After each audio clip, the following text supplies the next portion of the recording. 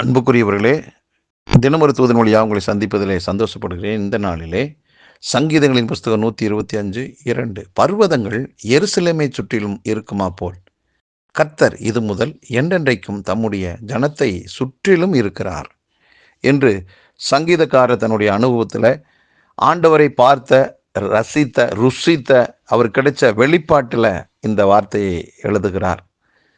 ஆம், இந்த இடத்துல சொல்லப்பட்டிருக்குது, எருசலேம் நகரம் பர்வதங்களை சுற்றி, மலைகளை சுற்றி இருக்குதான், பாதுகாப்பாக இருக்குதான். அந்த மாதிரி ஆண்டவர் என்ன செய்கிறாருன்னா, நமக்கு அவரே பாதுகாப்பாக இருக்கிறாராம்.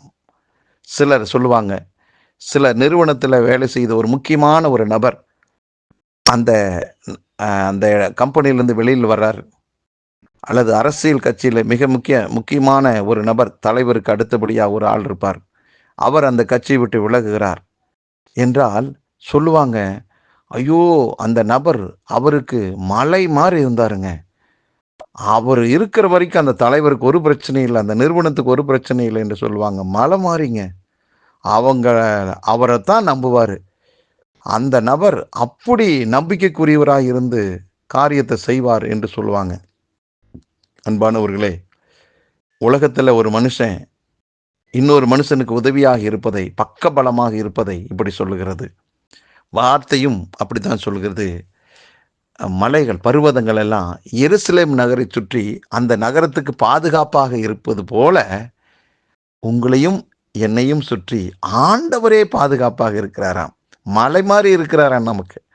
அப்படின்னா நம்ம கவலைப்பட வேண்டிய அவசியமே இல்லை. ஆகவே இந்த நல்ல நாளிலே நமக்கு இருக்கிற சூழ்நிலைகளை மையமாக வச்சு யோசிச்சிங்கன்னா அது வேறு மாதிரி தான் இருக்கும். சூழ்நிலைகளை பார்க்காம கர்த்தருடைய வார்த்தையை பார்க்கலாம். இன்னைக்கு ஆண்டவர் எனக்கு கொடுக்கிற தூது என்ன, இதை கவனியுங்கள். இந்த வார்த்தையின் மேல் உங்களுடைய கவனம் வரட்டுமே. இந்த வார்த்தை தான் சொல்லுது, ஆண்டவர் மலை மாறி நம்மை சுற்றி இருக்கிறார், நமக்கு பாதுகாப்பாக இருக்கிறார்.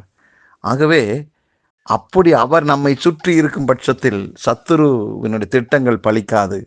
ஆகவே எதிர்கொள்கிற, சந்திக்கிற எந்த பிரச்சனையிலும் உங்களால் ஒரு ஜெயத்தை எடுக்க முடியும்.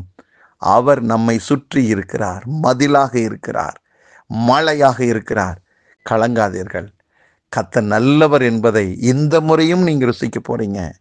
ஒவ்வொரு நாளுமே ஒரு விதமான ரணமாக இருக்கலாம், ஒரு அக்கினி நடக்கிறது போல இருக்கலாம், பயமுறுத்தலாம்.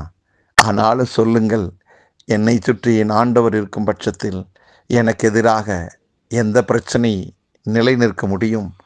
ஒன்றும் வாய்க்காது. இன்றைக்கு ஒருவேளை அந்த கலங்கின கண்களோடு இருக்கிற உங்களுக்காகத்தான் கர்த்தர் பேசுகிறார். பயப்படாதீங்க. உங்களை சுற்றி அவர் இருக்கிறபடினால், என்ன நோக்கத்திற்காக உங்களை ஆண்டவர் ரட்சித்தாரோ, என்ன நோக்கத்திற்காக இந்த நாளின் இந்த வார்த்தை கேட்க ஆண்டவர் கிருபை கொடுத்தாரோ, அப்படிப்பட்டவர்களுக்கு நிரந்தர பாதுகாப்பு அவரே இரவும் பகலும் பாதுகாப்பாக இருந்து உங்கள் தேவைகளை சந்தித்து, குறைவுகளை நிறைவாக்கி, உங்களை சுகப்படுத்தி, எல்லா விதத்திலும் பாதுகாப்பில் மகிழ்ச்சியாக வைப்பார். பயப்படாதீர்கள். இந்த நாளும் ஆண்டவர் உங்களை சுற்றி இருக்கிறபடினால் இந்த நாள் உங்களுக்கு ஒரு வெற்றி நாளாகவே அமையட்டும். நல்ல பிதாவே, இந்த நல்ல வேலைக்காக நன்றி. எங்களை சுற்றி நீர் பாதுகாப்பாக இருக்கிறீர். எவ்வளவு நீர் நல்லவராக இருக்கிறீரப்பா. நாங்கள் எதிர்கொள்கிற எந்த காரியத்திலும் எங்களுக்கான வெற்றியை நீங்கள் ஏற்கனவே நிர்ணயிச்சிட்டீங்க. அந்த வெற்றியை நான் அடைய வேண்டும் என்பதற்காக என்னை சுற்றியே நீர் வேலையடைத்து, என்னை பாதுகாத்து, ஆண்டவரே போக வேண்டிய இடத்துக்கு நீர் அனுப்பி, பெற வேண்டிய வெற்றியை நீரே ஆண்டவர் எங்களுக்கு வாங்கி கொடுக்கிறீரப்பா. அதற்காக நன்றி. இதை கேட்டுக்கொண்டிருக்கிற எல்லாரையும் வாழ்த்துகிறேன், ஆசீர்வதிக்கிறேன். அவங்களுக்கு நீ மலை மாறி ஆண்டவரை பாதுகாப்பாக இருந்து நடத்துகிறேன். நன்றி. இயேசு கிறிஸ்து நாமத்தை ஜெபிக்கிற நல்ல பிதாவே, ஆமேன். இந்த நாளும் உங்களுக்கு ஒரு மனமகிழ்ச்சியினால், ஒரு பாதுகாப்பினால், வெற்றியினால். ஆமே. நன்றி.